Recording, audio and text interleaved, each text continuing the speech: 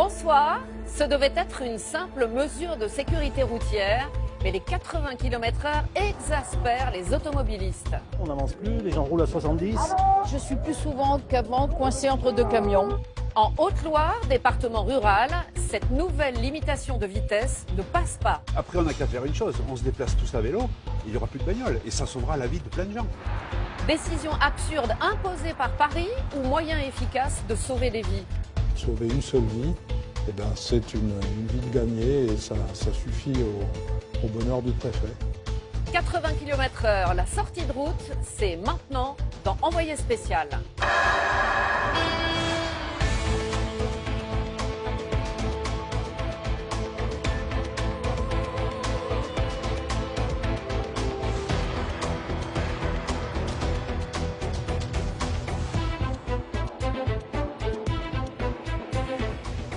Vous découvrirez aussi les secrets de votre imprimante, cartouches d'encre truquées, panne provoquée. Les fabricants ont-ils mis au point une obsolescence programmée? Vous ferez enfin la connaissance de Kayla, une petite fille atteinte d'épilepsie sévère et qui va beaucoup mieux grâce au cannabis thérapeutique.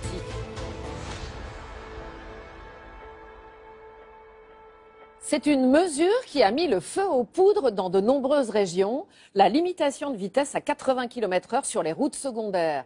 Une contrainte de plus insupportable pour les automobilistes, un impératif de sécurité routière pour le gouvernement. En Haute-Loire, le préfet veut renforcer les contrôles avec des radars dernière génération. C'en est trop pour les usagers de la route qui demandent que la vitesse soit réglementée au cas par cas. Alors, faut-il faire marche arrière ou au contraire maintenir le pied sur le frein? 80 km/h, la sortie de route, c'est un reportage de Raphaël Chapira et Yvan Martinet.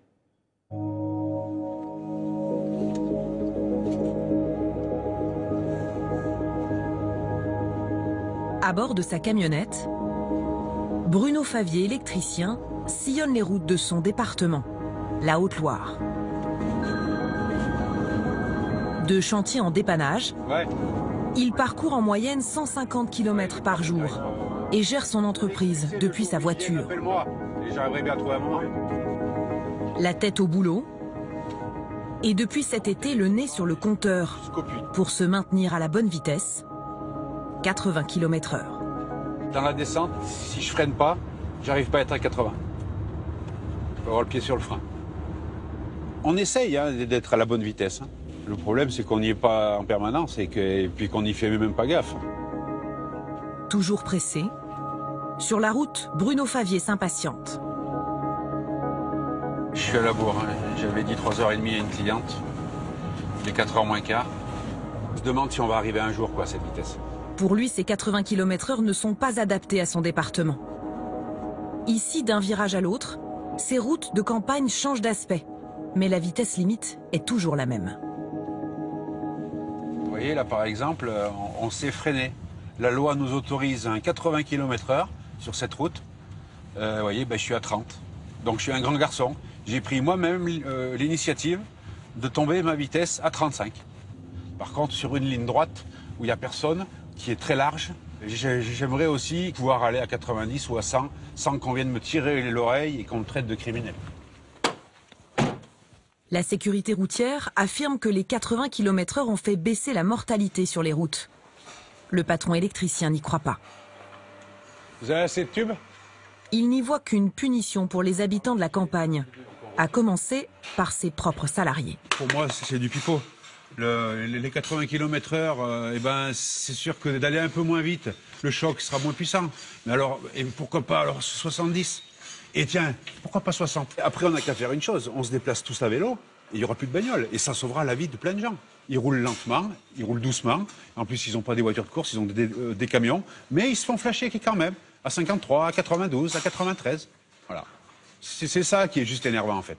Parce qu'on nous laisse travailler, quoi. On laisse travailler. Toi, tu as 10 km pour venir travailler? 14. 14, toi, tu en as 25? Ouais, 20, ouais. C'est un stress supplémentaire qu'on... Oui, parce que tous les jours sur la route, après, si on n'a plus le permis, on est bien embêté pour aller au boulot aussi, quoi. À tout à l'heure. Ici, à Allègre, pas de transport en commun. Au village, beaucoup pensent comme lui, notamment son beau-frère, Jean-David. lui aussi artisan. Je pense sincèrement que c'est pas une question de sécurité. On a l'impression d'être racketté carrément. Les 80, ça génère de l'argent. On est bien d'accord. Moi, si je pouvais investir, s'ils mettaient les radars, qu'on puisse être actionnaire, mais moi, j'y vais tout de suite. Parce qu'il n'y a rien de plus rentable qu'un radar. Moi, j'en veux plein. Moi, j'en veux plein. Bruno Favier se voit comme un conducteur responsable. Il assure qu'à chaque fois qu'il a perdu des points, c'était sur de petits excès de vitesse. La plupart du temps, sur des radars dont il connaissait l'emplacement. Je réfléchissais sûrement au boulot et bing, un flash. Hein. Alors, il a toujours du cellophane dessus, ouais. Il a du cellophane. Et ben, pendant qu'il a le cellophane, il nous emmerde pas.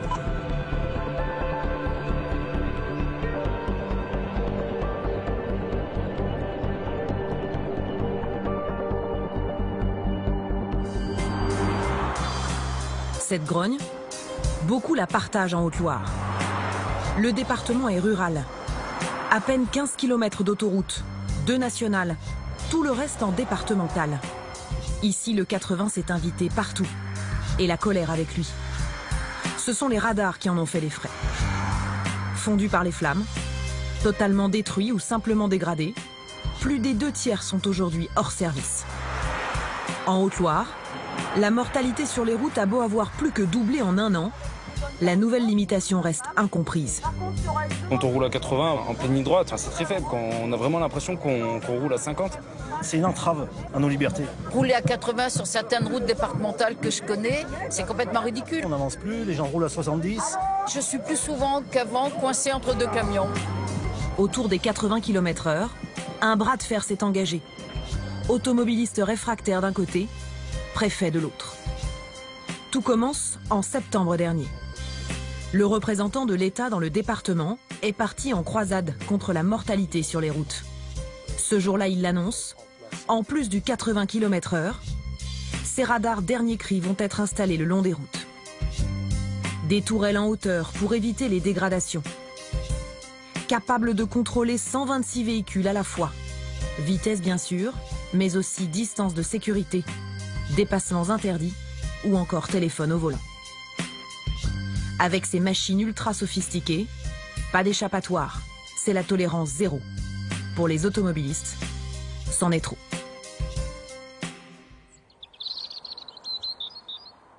Car une pluie de PV s'est déjà abattue sur le département. Depuis le 1er juillet, un témoin privilégié observe cette colère qui monte. À l'éveil, le quotidien le plus lu du département, Julien Bonnefoy, le rédacteur en chef, mesure à quel point cette limitation à 80 km/h impacte la vie des automobilistes locaux. Les chiffres donnés par la préfecture explosent en fait, c'est-à-dire que la semaine du 18 au 24 juin, le nombre de flashs sur les radars fixes dans le département est à 1196. Après la première semaine d'application, on passe à 2510. Et à la fin du mois de juillet, au début du mois d'août, on est à 3500. On a multiplié quasiment par 3. Et ça, ce sont les chiffres de la préfecture. Et ça, ce sont les chiffres indiscutables de la préfecture qui tombent en plus de manière automatique. Conséquence, au bout de quelques semaines, les habitants du département sont exaspérés et ils l'écrivent au journal. Et bien forcément, la polémique de l'année, c'est les radars dans le département de la Haute-Loire. Donc on revient là-dessus et on publie à la fin de l'article une espèce de top 10 des commentaires les plus sarcastiques, les plus virulents qui ont été faits sur les réseaux sociaux, sur notre site internet. Alors ce qui revient dans les commentaires, c'est le rapport à l'argent, au portefeuille en fait. Sécurité rentière, qui est un terme qui a été utilisé et usité beaucoup. Jessica, le nouveau Las Vegas avec toutes ses machines à sous, 80 chances en plus de te faire taxer, ça va peinturlurer 80 fois de plus. Face à cette colère, et un peu seul contre tous, le préfet de Haute-Loire, Yves Rousset, haut fonctionnaire au parcours hors norme. 64 ans, préfet sur le Tard, il a longtemps été éducateur auprès de mineurs délinquants. Voilà 2 ans qu'il est en poste ici et il assume ces mesures impopulaires. Même si l'action administrative permet de sauver une seule vie, eh ben, c'est une vie de gagner et ça suffit au bonheur du préfet. Ce sont des vies humaines qu'on arrache et ça ne peut pas laisser indifférent. Ce matin-là, lui parviennent les premiers cahiers de doléances ouverts dans la foulée de la crise des Gilets jaunes. Les cahiers de doléances de l'ensemble du département. À Brioude, par exemple, les 80 km/h occupent une réclamation sur 4. À 80 km/h, on s'endort et c'est beaucoup plus dangereux. Retour à la vitesse à 90 km/h sur les routes départementales non dangereuses. 80 km/h, raquette. Monsieur le préfet, l'implantation des radars à Brioude, ça semble une préoccupation assez présente. C'est une préoccupation d'un certain nombre de Français, c'est indiscutable. Voilà, avec des arguments, des arguments, ou plutôt des opinions, qui considèrent que ces 80 km/h, c'est pour mettre plus de PV et donc faire rentrer de l'argent dans les caisses de l'État. Mais la réalité n'est pas celle-là. La réalité, c'est que quand on installe des radars, le premier critère, c'est l'accidentologie. C'est est-ce que sur un endroit, la vitesse a été la cause d'accident. Par exemple, le radar de Vazeilles-Limande. Entre 1995 et 2005, 7 morts sur une partie de la RN 102. Au 1er janvier 2006, on a installé un radar. Depuis, 0 mort. C'est-à-dire qu'en 10 ans, on a économisé 7 vies. Sauver des vies, c'est la mission qu'il s'assigne. Ébranlé par ces articles de la presse locale, triste litanie des vies volées par le bitume. Celui-ci est un accident dont je me rappelle très bien. C'était un dimanche matin, un retour de boîte de nuit. Le conducteur, lui, était attaché. Il y avait 3 jeunes filles qui étaient derrière. Une jeune femme est morte sur le coup, 19 ans. Et une autre jeune femme a été tuée également. Elle avait 21 ans, elle était enceinte. Et ce jeune homme est en prison depuis l'accident. 2 morts, un jeune homme en prison, tout ça est c'est des vies perdues, des vies perdues. Ce combat, il le mène aussi sur le terrain. Comme à chaque veille de vacances scolaires, le haut fonctionnaire fait la tournée des bars. Avec l'association de prévention routière locale, Vivre et Conduire, il va à la rencontre des jeunes du Puy-en-Velay, qui, comme le veut la tradition, sortent en masse ce soir-là. Là, vous allez manger une pizza, c'est ça? Ouais, oui. Et alors, qu'est-ce que vous buvez en mangeant une pizza? Du coca? Non? Une petite bière? Ouais, une petite bière. Qui c'est qui donne un éthylotest tout à l'heure? Ces bénévoles en gilet bleu Et attention avec qui vous montez aussi. Ah oui. ont tous un point commun. Ce sont des parents qui ont perdu un enfant sur les routes de Haute-Loire. C'est ce qu'il faut dire. Comme Émilie Jonquet, 37 ans. C'est quand tu as eu ton permis? Début janvier. Ah oui, donc c'est vraiment très récent. Elle milite pour la sécurité routière depuis la mort de son fils en mai 2012. Le jour du drame, c'est elle qui est au volant. Ce matin-là, Émilie Jonquet roule sur cette départementale, large et dégagée. Il est 8h20, il fait beau. La jeune mère de famille est en route pour l'école avec ses 2 fils à l'arrière. Elle roule à la vitesse autorisée, 90 km/h à l'époque. Une route aujourd'hui limitée à 80. Moi j'arrivais de chez moi, dans cette direction. Donc voilà, je venais là, j'étais sur ma droite et c'est la dame qui m'a foncé dedans qui arrivait donc forcément de l'autre côté. Et on s'est rentré dedans ici, là, juste à cette intersection. Si la voiture lui fonce dessus, c'est parce qu'en face, la conductrice s'est endormie. Le choc est frontal, ultra violent.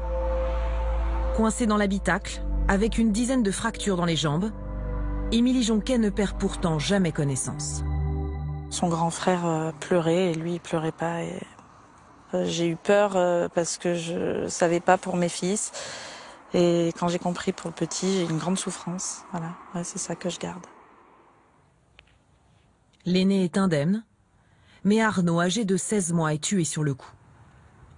Dans l'autre voiture, la conductrice blessée perd aussi sa fille de 16 ans. 7 ans après, pour Émilie Jonquet, 90 ou 80 km/h, ce n'est pas la question.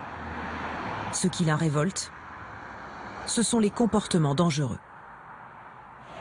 Regardez le doublé là. Regardez le doublé lui.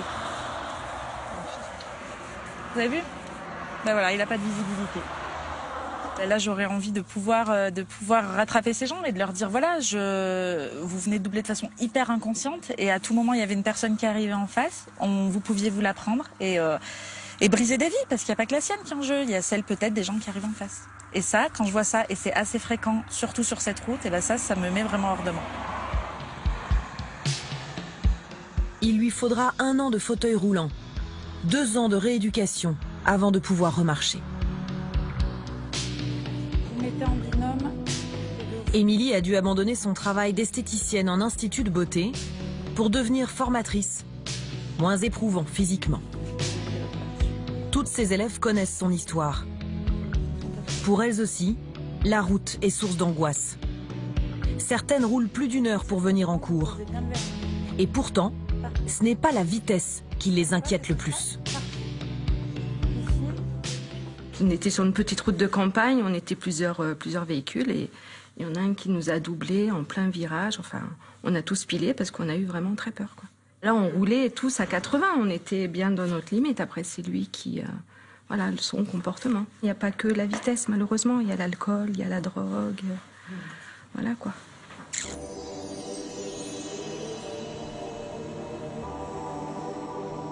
Alors on a en premier plan le Césalier ici, avec le petit village qui s'appelle la Gaudivelle, qui est paumé au milieu de rien. C'est vraiment une région complètement sauvage. La Haute-Loire vue du ciel. C'est ainsi que Luc Malhomme la préfère. Aux commandes de son appareil, les panneaux 80 ne sont plus que d'infimes taches de couleur. On est déjà à 220 km/h. Quand il ne vole pas pour son plaisir, Luc est pilote d'hélicoptère pour le SAMU. Il vole d'accidents en hôpitaux pour transporter les blessés. Des formations professionnelles, sa lecture du paysage est une carte des accidents survenus dans la région. Là, on est sur la N102 et cette fameuse zone extrêmement accidentogène qui est là. Il y a des cartons les uns derrière les autres en pleine ligne droite et vraiment, c'est pas normal. Luc vit le long de cette nationale 102, si meurtrière, à Landes-sur-Alagnon. Ce dimanche-là, il est attendu par des amis pour le café. Ça va?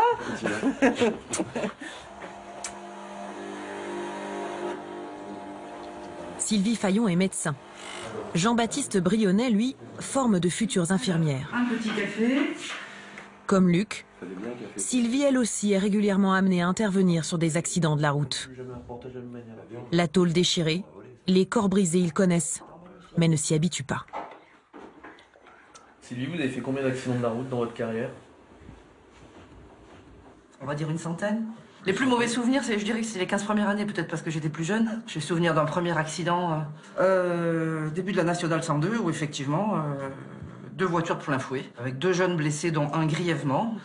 Vous gardez, vous, les traumatismes de vos interventions, oui. Médecin que vous êtes? On pense qu'on va s'habituer avec les années, mais non, c'est pas possible. Il y a la violence de l'image, qu'on peut pas oublier. Enfin, il faut quand même du temps. Enfin, d'abord, on l'oublie pas, mais faut le digérer, on va dire. Il y a une espèce de fatalité qu'on a du mal à admettre. On a toujours un petit peu cette révolte quand on arrive là-dessus, de se dire mais qu'est-ce qui aurait pu éviter ça? Tous les 3 ont décidé de se battre. Luc, Sylvie et Jean-Baptiste sont conseillers municipaux de leur commune. Depuis le début de leur mandat, ils essaient de rendre moins dangereuse la portion de N102 qui passe aux abords du village, particulièrement au niveau de cette station-service. Il y en a eu beaucoup des accidents ici? Alors ici énormément. Personnellement, je suis intervenue à cet endroit plus d'une dizaine de fois. Je dirais que c'est l'endroit le plus accidentogène du secteur. Le dernier accident mortel date de mars 2018, où une jeune conductrice de 19 ans a perdu la vie immédiatement. Et elle sortait directement de cette station pour rejoindre la voie de droite et percutée par un véhicule qui sortait de l'autoroute et qui a coupé en deux la Golf de cette jeune fille. Les 3 élus ont écrit à leurs députés. Sur cette zone désormais limitée à 80, ils demandent que la vitesse soit réduite à 70. Encore moins que la nouvelle limitation qui fait tant polémique. Pourtant, Surprise. Pour ou contre la limitation à 80 km/h? Moi, je suis contre. C'est complètement inadapté. Non, c'est inadapté. Contre, c'est inadapté. Vous êtes tous les trois contre. Oui. Inadapté complètement. Je vous attendais pas là-dessus, je pensais que vous étiez forcément pour la limitation à 80 parce que vous aviez trop souvent connu des drames dans vos activités professionnelles. Mais le 80, on se rend compte aujourd'hui que les gens ne se tuent plus à cause de la vitesse, ils se tuent parce qu'ils s'assoupissent au volant. Ils s'endorment au volant. Ils vont trouver des dérivatifs, un téléphone ou alors portable. Ils vont s'occuper sur un téléphone portable, ou alors ils s'ennuient et autres. Ces élus locaux voudraient être consultés. Ils souhaiteraient que leur expertise soit prise en compte.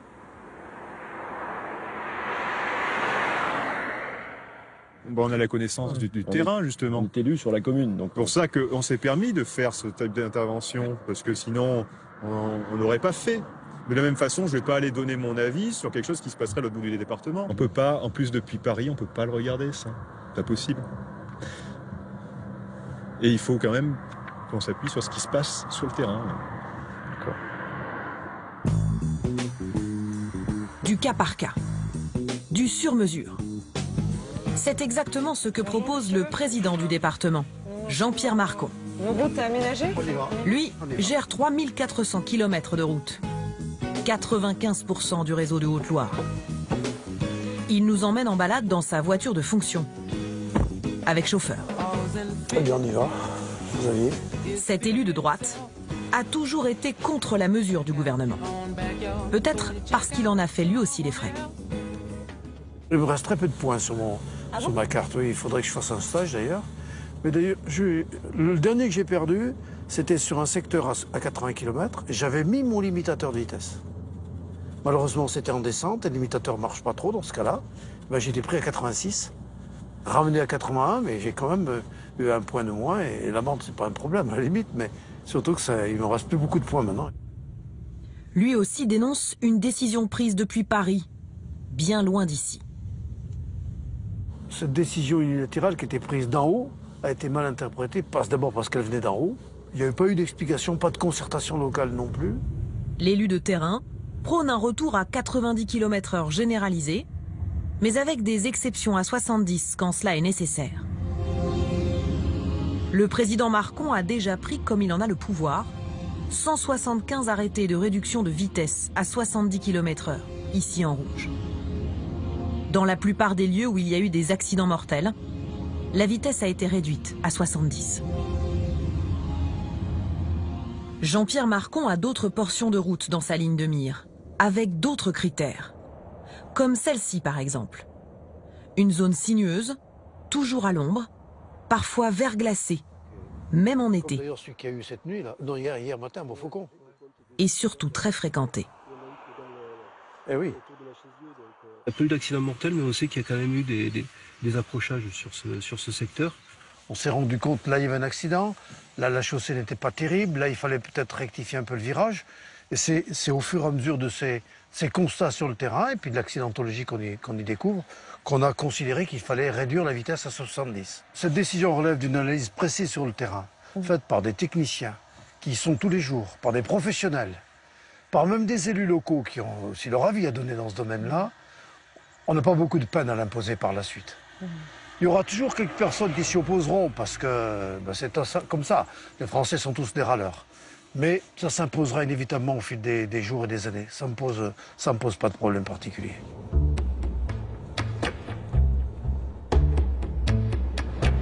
Mais avant d'investir dans de nouveaux panneaux ou dans des radars, certains estiment que pour renforcer la sécurité routière, d'autres dépenses seraient prioritaires. Des travaux urgents s'imposeraient sur les routes du département. Bas en basset sur les bords de Loire. Accrochée aux rives du fleuve, la maison de Jean-Paul Marcoux est aussi posée le long de cette départementale. Le 1er janvier dernier vers 15 h, ses murs tremblent dans un lourd fracas. La cloison a été décalée. Il y a un décalage important puisque tout sera à démolir et à reconstruire après. Une voiture a percuté le mur de la maison. J'ai cru même que c'était un camion d'ailleurs. Et quand je vais à la porte, j'ai vu le nez de la voiture et puis j'ai vu les occupants qui étaient en état de choc. Le conducteur a perdu le contrôle de sa Clio. Elle a dérapé et s'est encastrée dans la façade. À bord, 3 passagers. La jeune fille sur la banquette arrière n'a que 18 ans. Elle ne survivra pas. La voiture, malheureusement, a tapé contre l'appui en béton de la fenêtre. C'est ce qui a fait le plus de dégâts, parce qu'un choc latéral. J'ai retrouvé des morceaux de verre de l'autre côté aussi. Pendant plusieurs nuits, j'ai pas trop dormi forcément. Hein. C'est-à-dire que c'était difficile de dormir, parce que j'avais la pensée et puis surtout la vision de cette jeune fille allongée sur la banquette arrière. Quoi. Je vais faire un carré blanc en peinture avec peut-être un petit cœur aussi au milieu, et puis planter un rosier pour remémorer, si vous voulez, ce dramatique accident. Une enquête est en cours pour déterminer la cause de ce drame. Mais ni la vitesse ni l'alcool n'en seraient à l'origine. Jean-Paul Marcoux croit savoir ce qui a provoqué la sortie de route. Aujourd'hui retraité, il a passé sa carrière dans ce gilet jaune, à travailler sur les routes en chantier, comme technicien supérieur à la direction départementale de l'équipement. Il y avait un creux, effectivement, sur la chaussée, qui n'est pas forcément visible aussi, mais qui se sentait sous le passage des véhicules. Là, on avait un effet tremplin qui avait tendance à envoyer les véhicules de l'autre côté, même à une vitesse normale. Je pense qu'il y a un lien de cause à effet entre cet affaissement-là et l'accident qui s'est produit plus bas, plus les autres accidents qui se sont produits au cours de l'année 2018. Selon lui, cette chaussée déformée aurait provoqué une dizaine d'accidents ces dernières années. Il lui est même arrivé d'en photographier de sa fenêtre. Il prétend avoir alerté les services départementaux. Eux disent que la zone faisait l'objet d'une étude au moment de l'accident. Le 19 janvier, moins de 3 semaines après la collision contre sa maison, le bord de la chaussée finit par s'effondrer dans la Loire. Ce qu'il faudrait, c'est mettre de l'argent sur les ouvrages d'art, sur les murs de soutènement et l'entretien global du réseau, quoi. Plutôt que de dépenser de l'argent sur des limitations de vitesse, qui ne sont pas forcément justifiées à certains endroits. De toute façon, l'argent pour les nouveaux radars ultramodernes, il n'y en aurait plus. Il y a 10 jours, le préfet a tenu sa conférence de presse annuelle sur la sécurité routière. Le bilan est désastreux. 29 morts en 2018, contre 12 l'année précédente. Et le haut fonctionnaire se sent désarmé. 20 des 29 radars de son département ont été mis hors d'usage. Dégrader un radar, c'est pas juste dégrader un instrument de mesure posé par l'État, c'est de mettre la vie des autres en danger. Et il se peut qu'en France, il y ait des gens qui ont dégradé les radars et qu'il y ait des morts sur la conscience. Alors, du coup, le plan de déploiement des radars, qui était un plan national, n'est plus d'actualité immédiate. Oubliez les radars dernier cri. Officiellement, le temps de réparer les machines endommagées. Remplacer un radar peut coûter jusqu'à 80 000 € pièce. Mais même dégradé, et bien qu'il ne flash plus, certains de ces appareils mesurent encore la vitesse. Et ils enregistrent 2 fois plus d'infractions dans le département qu'il y a 1 an. Derrière la plaque d'immatriculation, vous avez le radar qui est derrière. Ce radar embarqué est l'un des derniers disponibles en Haute-Loire. Et encore, au Puy-en-Velay, les policiers habilités à l'utiliser sont désormais accaparés par d'autres tâches. Les actions des Gilets jaunes.